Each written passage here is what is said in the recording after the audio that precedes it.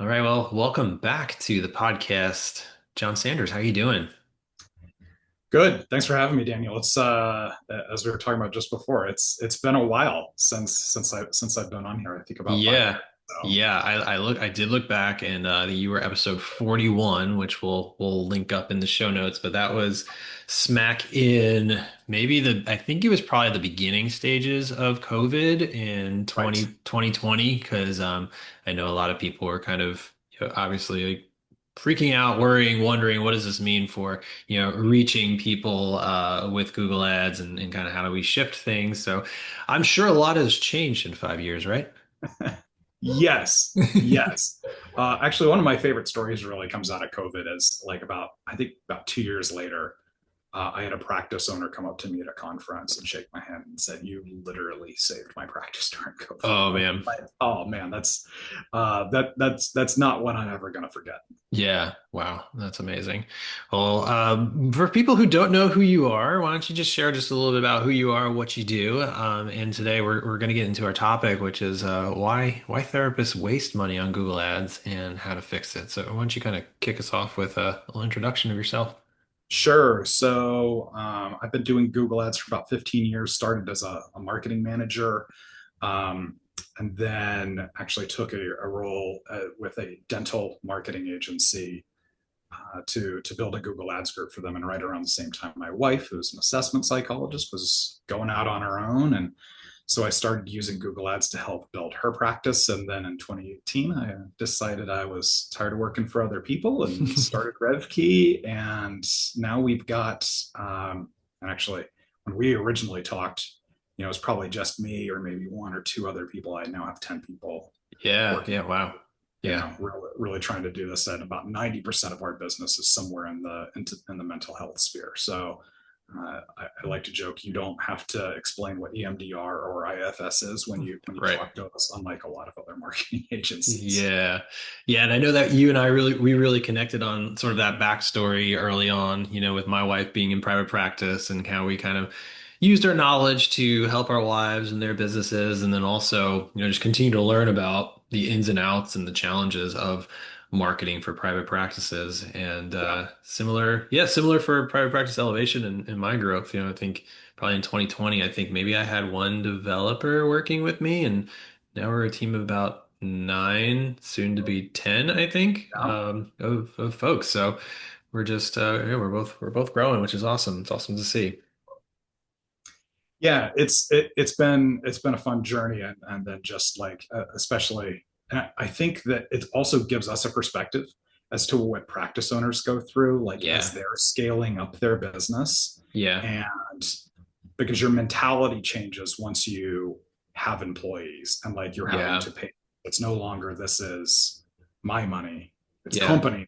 And that's a real big shift and something I've enjoyed like helping some smaller practice owners through as they build their business and like Yeah. helping with that mentality shift. Yeah. Yeah, that's cool. That's cool to see, like when you can help folks and like you watch their businesses grow and like to be able to have a part in that is awesome. And I think too, the other perspective that I see as well is our businesses are tied to kind of like what's going on in sort of the economy or culture of private practices, as well. So, we were just talking before we hit record about just how this year has been pretty hard, pretty difficult for a number of private practices. And, I think we saw that early on the first half of this year where there weren't too many people coming to us for those larger projects, those redesign my website, sort of Right. larger investment projects. We've seen more people like investing in SEO and sort of the smaller things. Because I think people were just really, it probably had to do with like the election, the economy, all that stuff. There was a lot of uncertainty. So like we feel that too. And so I think it helps us also to kind of connect with those private practices and those business owners as well on, what they're going through because we feel Right. it too. Yeah, absolutely.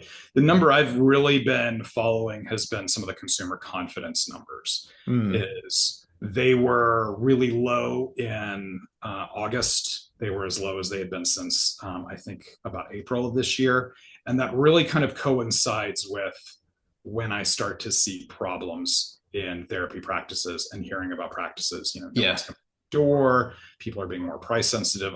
The 3 months that I really kind of point to is February of this year, and then April got pretty bad, and then typically after summer, as we've seen, kind of in the post-COVID times, August would usually be a pretty big bounce back month for a lot of therapy practices, and they Yeah. didn't really happen as much this year. Yeah. And really just hearing from practice owner after practice owner of, even we're getting leads, but we're converting them at a lower rate. Yeah. Yep. Yeah, we've seen that too as well with our SEO clients for sure. I think that's a good segue into our topic. We're talking about, mistakes or like kind of the ways that people can waste money on Google Ads. And I think like I'm so excited to have you on because I just don't get it. I've just never gotten into the ad space. It's just something I Right. just don't really want to touch. Like I just like the simplicity of PPE. We create great websites and then we help you get organic traffic. But there's so many times where folks come to me and I let them know, you either pay money to get that traffic, quickly with Google Ads, or you can pay over time to get that traffic with organic SEO. But, in these sort of, these times where people are conscious about their money spend and their investment, I've obviously heard a lot of horror stories of like, yeah, I tried Google Ads and it just didn't work, or I went with these people and I don't know what they were doing. It just didn't convert, didn't work. So where do we kind of start with, making sure that people aren't wasting their money on Google Ads? What's sort of a good starting point for this conversation? So there are a couple of things, and so first, let's plug the website side. Is you really need to have a website that is well done to get people on your site from Google Ads to ultimately convert. If you have what I call the dreaded service page, where it's just like a bullet point of like all the things that you Yeah. do, I immediately will tell customers, okay, we're not going to run ads to this. Yeah. We write those service pages. This gets into the kind of overlap between PPC and so paid ads and search engine optimization, Yeah. is that we need those pages not only for you to feed the SEO monster over at Google, but also when somebody types in EMDR therapy, we take them to a page about EMDR therapy. And Yeah. so they go, this is exactly what I need. And they take that next step. They call you, they fill out your scheduler, they submit a form, something along those lines. Yeah. So if you don't have a good website, you're really not setting yourself up for success. One thing I'd also like to throw out here is what a good website is in one place does not qualify in another. So I will see sites that are fine if you were in St. Louis or Mm. Dallas. But if you're in a highly competitive market, and we're talking about Miami, we're talking about New York, and most especially Los Angeles, Hmm. if you have an okay website, sometimes I will tell people your website would be great in Houston, but Interesting. live in LA and it doesn't cut it in LA because so many people have spent so much more money and those are such competitive environments. Yeah. So really kind of thinking about that, look at what your competitors have, Yeah. and kind of adjust accordingly in terms of websites. So I think that that's kind of the first thing. Hmm. And the Well, I second just want thing, to I just want to follow up oh, on that. I want to yeah, sure. I want to just hear a little more specifics about that because that's super interesting that you can kind of see those differences between the different, geographic regions and competition. So like what are some of those things that would help you stand out in LA, in New York? Does it really just come down to sort of like modern design, user experience and stuff like that? I think that's a lot of it is, having that color blocking, having those images on the website. And this is all the stuff that I know a little bit about, and this is what you're an expert on. So you've definitely got to have the visual attractive aspect, but also, I Yeah. mean, having good, solid content on there that actually addresses the client's issue. Yeah. Um, and so once again, having those service pages. So I we essentially have come up with a rule internally of people in LA and New York in general spend about 10 seconds less on websites than the rest of the country. In Wow. most parts of the country, we're looking for 40 to 50 seconds time on site at least. on average when people are coming from our campaigns to the website. Hmm. That is, yeah, that goes down by about 10 seconds in Okay. work in Los Angeles, just because people seem to have less patience in those markets. Interesting. Yeah, I know that from the SEO side of things, I know that we have a few clients who are in New York, and it's definitely, we kind of have that conversation up front. Like this might take a while, especially if it's a newer website, just because of the competition of just Yeah. it's just a saturated market. But Yeah. that's super helpful. The benchmark I have for the search engine optimization side when I'm looking at Google Analytics is usually I want to see a good website will usually have a minute time on site. Okay. Once again, I kind of cut that down by about 10 seconds if I'm thinking about one of the more competitive markets in the country. So if it's Yeah. 50 seconds, I go, okay, this website is probably doing at least okay. Yeah. Uh, so that's kind of one of the rules that I've come up with internally. So if I see a website that has like a 37-second time on site organically, Yeah. that's a good sign that you're in need of a redesign. So call Yeah. Daniel. Appreciate it. Thank you for the plug. Cool. Okay, so that's sort of like step number one. That's a great place to start. Like, if you don't have a great website that is keeping people engaged and connecting with that ideal client, going into ads could end up wasting your money. So, like, what are some other things that we need to think about when we're making sure that our ad spend is really working for the business? Sure. And I think this gets into the Google Ads side itself. And so this is why I think that my team and I will continue to have jobs for quite some time. Because Google's priority is always number one going to be for them to get as much revenue out of Google Ads as they can. Hmm. 75% of their revenue comes from Google Ads. Their second priority is helping you get clients. And as long as that stays in place, we're going to be fine. Hmm. And that's because Google will give you a lot of recommendations that's maybe good for Google to sell advertising, but is not good for you to get clients. Right. So a lot of the auto recommendations that Google gives you are not necessarily good. If you're starting a campaign from scratch, like if you're doing a search campaign, Google's automatically going to opt you into running ads on the display network, which I don't really want to do with a search ad. It's going to try to put you on third-party search engines that sell ads. In a lot of cases, those are really bad. And so it's these types of things that Google wants you to do, but Yeah. we immediately want to turn off because we know that they're not going to be as effective at getting clients for you. Hmm. Yeah, so it's like some of those, I think those are sort of, that reminds me of, back in the day, a long time ago, I used to do like Facebook ads or like you would create a post and it'd be like, you want to boost this post? And it was very just like, they just make it easy to take your money, just like, oh yeah, of course I want to boost this post and get more people to see it. But I know those usually didn't perform as well as creating targeted, more nuanced custom ads. Absolutely. Actually, I've got a couple of social ad veterans on my team. I don't really like social ads, and we generally won't run them. But I've got a couple people who can, Hmm. and one of them said the biggest waste of money you can make on Facebook is by doing that front end post Yeah. where you boost those ads. That it is Yeah. just an entirely a waste of money. There's a way to do that within their ads manager that is a lot better. Yeah. Uh, but the reason that I really like Google Ads is because in most cases you're dealing with somebody who is searching for a problem. Whereas if you're running Facebook ads, you are interrupting their disassociation time where they're flipping Yeah. through Facebook. And Right.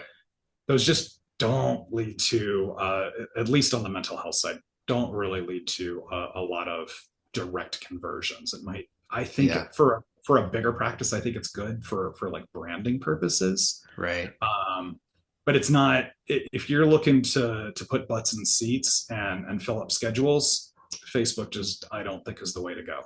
Yeah. That's a really good point. Like what you just said. I mean, I know myself, like Instagram and Facebook, I'm like tired of using those platforms because it's just like three ads and then maybe something I actually want to see. Three ad and I just Yep. blast through them. Like I don't read them at all. Right. But if I'm in the mindset of I'm looking for something helpful, I'm looking for a service, that's my intent is to find a therapist, then yeah, like pay some money to get in front of me. That's fine as long as it's helping me. So that's a good note right there for people to realize as they're starting out and don't want to waste that money. Well, and you mentioned starting out. So, I mean, if you make a website for somebody, you know that, it really takes Google how long to recognize, that website at 6 months at least, right? Yeah. If not Yeah, we a usually year, say around 6 months is a good right? time to factor.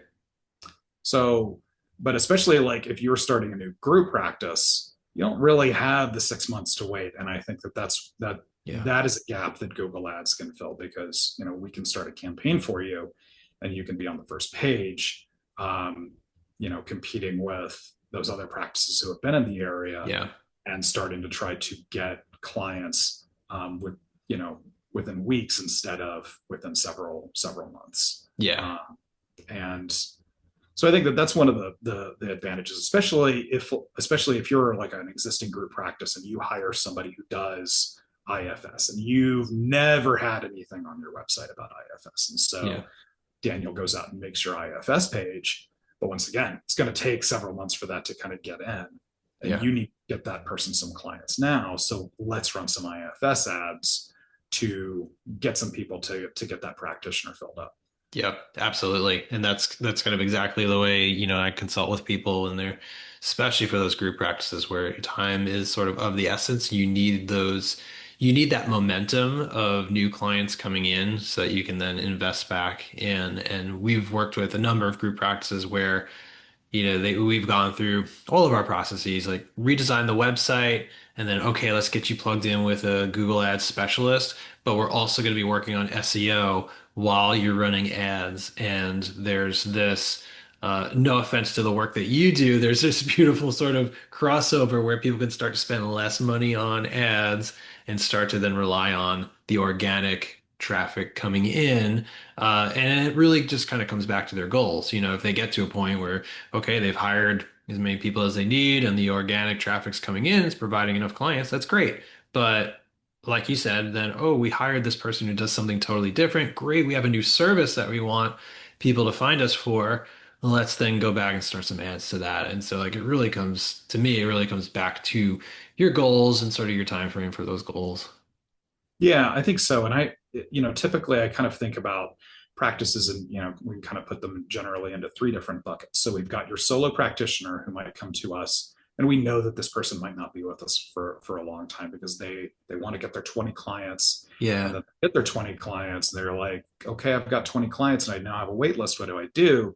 And we tell them you should stop running Google ads because don't give money to Google if you don't need to. Yeah. And so we put ourselves out of business on some of those. But in the Right. end, a lot of those people will come back later. Hmm.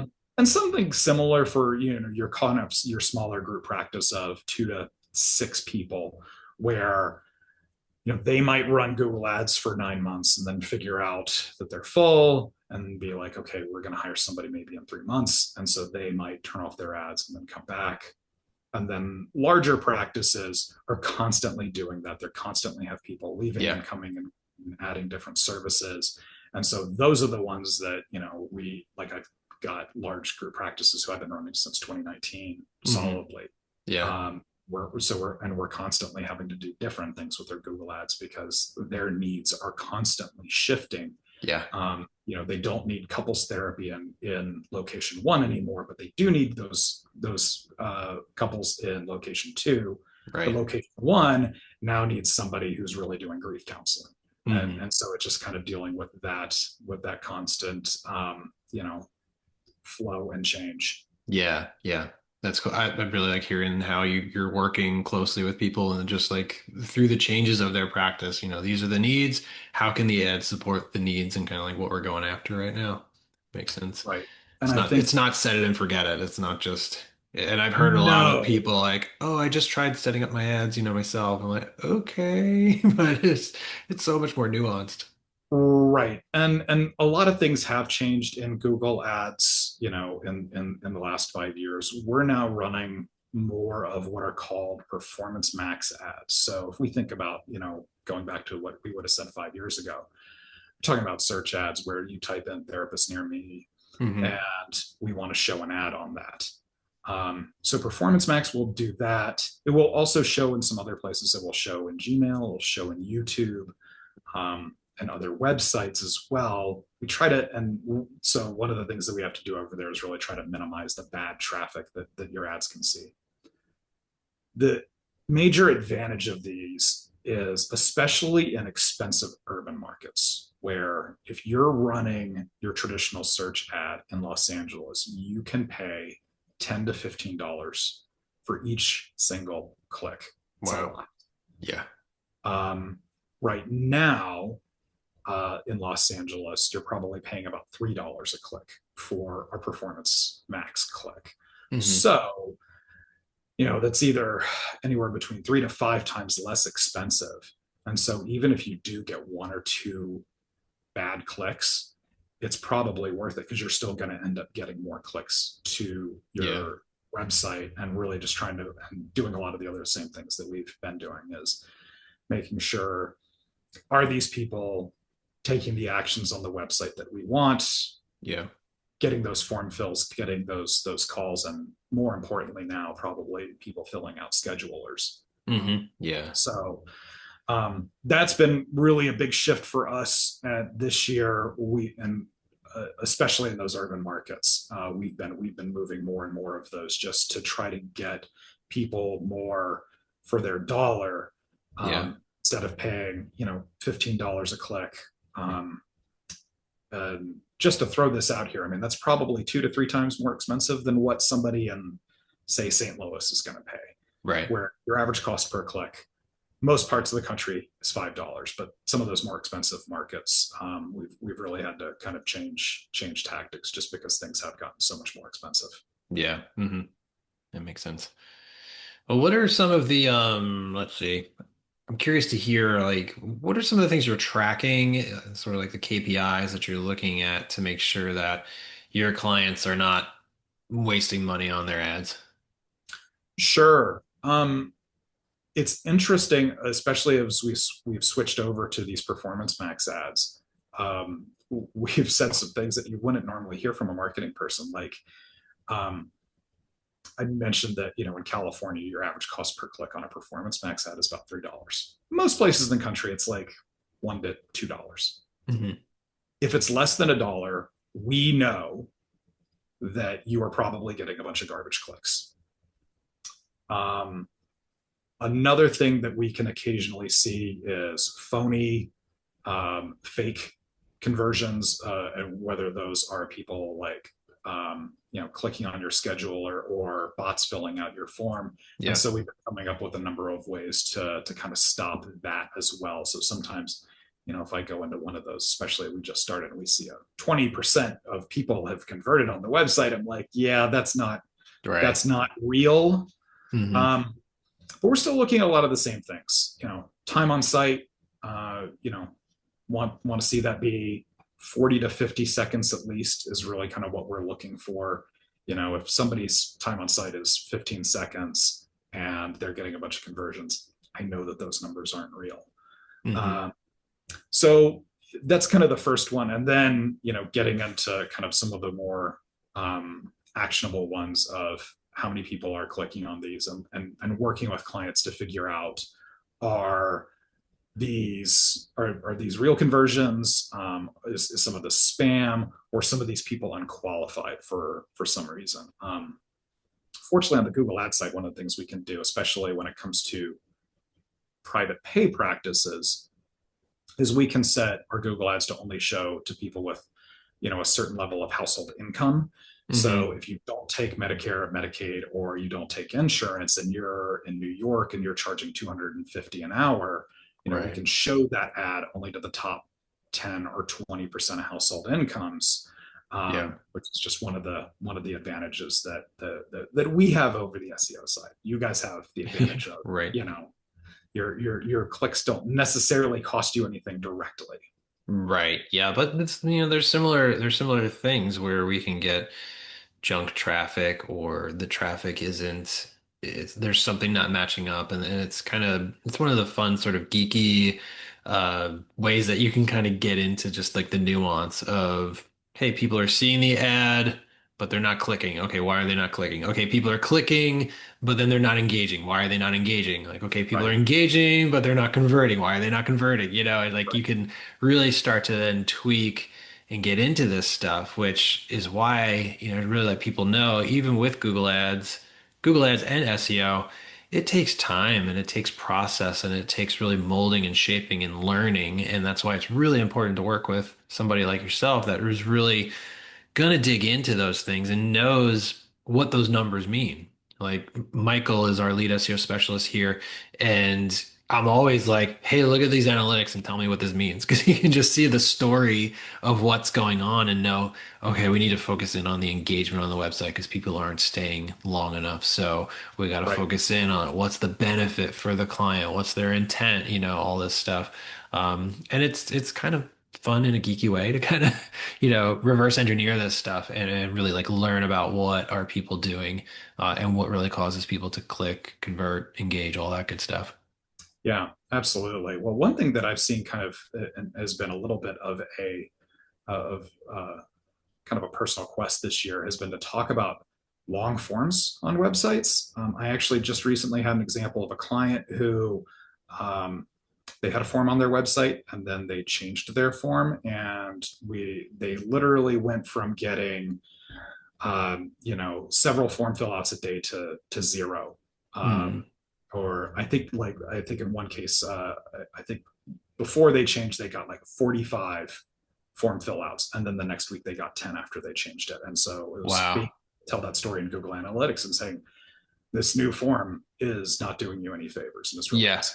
Yeah. So, um, so it's looking at, kind of that next level of getting beyond like, what's your click through rate, which is a stat that a lot of people on the Google Ads site, well, you got a good click through rate, which I don't think really necessarily means anything. Right. If people aren't spending time on your website, Yeah. and it's a very Google Ads specific thing. Yeah. It's maybe a leading indicator in some cases, but it's not always necessarily the first thing we want to look at. Right. Yeah. And again, like if people know what these numbers are saying, then you know kind of where to focus your time, your efforts, and your investments because it's all a learning process. Like you're getting your click-through rate's great, but back to your first point, the website doesn't work well, so people aren't converting. So okay, let's pause ads, let's redesign, let's do some of that stuff. It's all information that lets us know what needs to change and what needs to happen in order to be successful with this stuff. One of my favorite things, and one of the things that really kind of I think differentiates us from a lot of other marketing agencies is, every month I want you to talk to your account manager so they can tell you, okay, this is a good click through rate, or this is a good conversion rate, or Hmm. this is a good time on site. Whereas a lot of marketing agencies will send you a 15 to 20 page PDF report and say, here are all your stats with Yeah. no explanation for what any of Yeah. this means, and you're just kind of left looking at a bunch of graphs with a bunch of Yeah. numbers that don't mean anything to you Yeah. because most therapists didn't take 6 marketing classes while they were learning to deal with grief, trauma, and couples. Yeah. So Right. that's not really in the educational docket for them. So Right. it's really kind of having that personal touch and also being able to say, okay, well, what happened after Yeah. you got these leads? Because I've definitely seen cases where this is probably one of the most frustrating for us where we're getting a great conversion rate, time on site is great, and they're getting all of these forms, and there's something in the back office where they're only Mm. converting 20% of people who are filling out forms are Right. becoming patients. And that makes the job of a marketer really hard for us to pay for that. I'd Yeah. say the national average for that is probably about 40 to 50%. Hmm. But when I've actually, specifically in New York, I've had a couple of practices come back and say, yeah, we're only getting about 10 to 20% of people are going with us. Wow. This is also something that you really should be looking at even before you start Google Ads to figure out, do we have a good back office process? Because if you're Yeah. paying for all these leads and 80% of them are walking away from you, it's going to be really hard for you to pay for your marketing expenses with that. Yeah, that's a great point. Like having that intake process in place, and Yeah, especially for those larger group practices, having somebody who can respond to those forums right away, respond to those calls right away, I think is key for sure. right. Absolutely.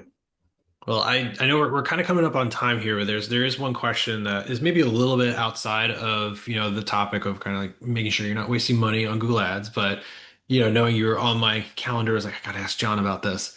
Everyone's obviously talking about AI and using Sure. AI, and I even had a conversation with Michael, our SEO specialist this week, and he was letting me know about how, and of course this was coming, there's going to start being, paid ads within the AI response that you get in Google. Mhm. What can you talk a little bit about kind of like what you see is happening as far as AI and how it intersects with Google Ads and maybe some of the things that you all are doing? And yeah, just enlighten me. Sure. So, you're starting to see the AI mode pop up in Google whenever you're doing any search. We don't actually have to do anything right now Okay. to specifically get in there. Google is very much in a beta process of how ads are going to interact with their AI Okay. equipment. So that is still kind of evolving. If you're looking at Google Ads, one of the things that they've really been pushing right now is a new style of campaign called AI Max. I would recommend you not do that because Okay. AI Max will automatically write ads for you. And I have Hmm. seen in the past where uh, I like early in RevKey's days, like I allowed Google to do that, and it called a master's level therapist a psychologist, and I immediately knew that we would never ever be able to do that. Yeah. So anything that writes ads for me, I absolutely do not want to do. Yeah. Really, just for that reason, just for kind of the regulatory side of things. So I think it's still kind of evolving on the Google Gemini side. Uh, Hmm. but Google Gemini is, right now is not kind of the big player in that. That's of course ChatGPT, which has about 80% of the chat market. Hmm. And their corporate structure, and this is getting, a little outside of my area of expertise, is they're mainly a nonprofit. They've tried to be a profit. I think that's a fight between a couple of different billionaires, and they're welcome to have that. Hmm. Um, so we'll see what ends up happening with ChatGPT in the long run. But I think that's kind of the big one. Google's just has just kind of historically been behind on that. We'll kind of see how things Yeah. evolve, and I know that. I mean, they put that AI mode in Google search because ultimately they want you to go over and start using Gemini. So I mean, this is still very early days, but one of the Yeah. things that I have seen is looking at Google Analytics. I do see a lot more referrals in Yeah. websites for my customers and also my own, where people are coming from ChatGPT, and Hmm. this is very qualitative at this point. It does seem like that those convert fairly well, Hmm. Okay. um, Cool. but it's still small in Yeah.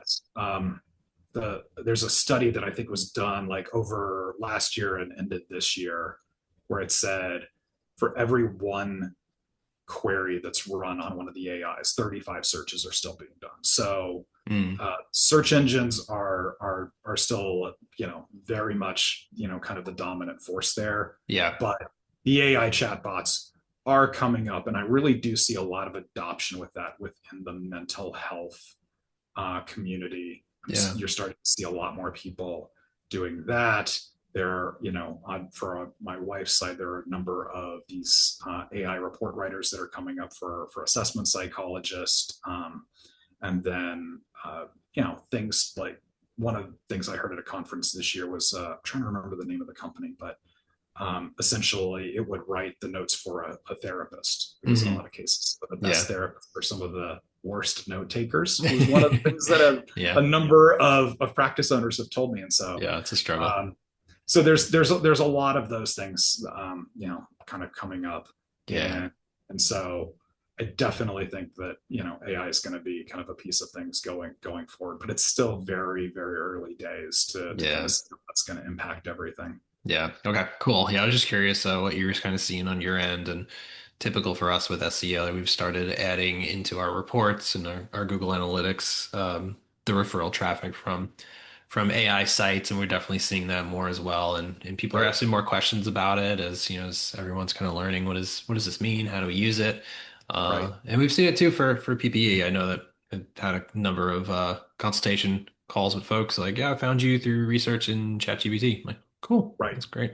Yeah, Cool. absolutely. Yeah, that's something I definitely saw, have seen in terms of like searches for, marketing for therapists. A lot more of that is Yeah. happening, Yeah. by a percentage on some of the AI bots, and that's just because a lot of mental health providers have really adopted this. Yeah. Yeah. Cool. Well, thank you so much, John. It's been really just helpful and just enjoy just the depth that you go into and your expertise. And it's always educational for me because this is definitely not my world. And you are one of those folks that I just love to refer people to because I know your I stuff and you're appreciate that. also in, yeah, absolutely. I know you're in the trenches with private practices and you've been doing this for a long time. So why don't you just tell everybody where everybody can find you? Sure. If you want to just go out to our website, which is revkey.com, that's RevKey.com slash podcasts. You can go ahead and fill out a form, and you can either talk to myself or my vice president, Kate Weiss, about, ultimately how we can help your practice. Awesome. All right. Well, thank you so much for your time, John. Really appreciate it. All right. Thanks, Daniel.